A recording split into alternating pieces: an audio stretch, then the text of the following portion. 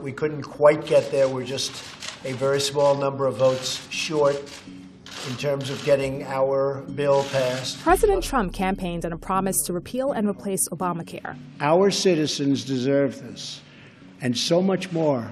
So why not join forces and finally get the job done and get it done right? But the president hit a major roadblock on Friday after members of his own party revolted and pulled his proposed health care legislation.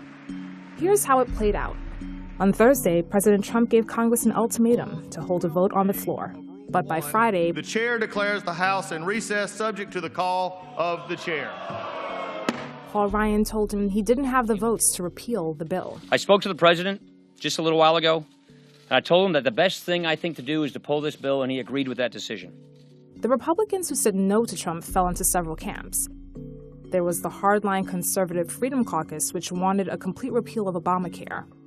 One of its members, Alabama Representative Mo Brooks, had tweeted earlier that he had never faced a worse bill than the American Health Care Act. For a number of reasons. First and foremost, it would be the largest Republican welfare program in the history of the Republican Party. Moderate Republicans in the so-called Tuesday Group worry that Trump's measure removed benefits their constituents depend on, like more subsidies for seniors. So I remind my colleagues that we cannot make this transition into something that breaks our word to the American people and that hurts the people we represent. By day's end, there was no shortage of finger-pointing.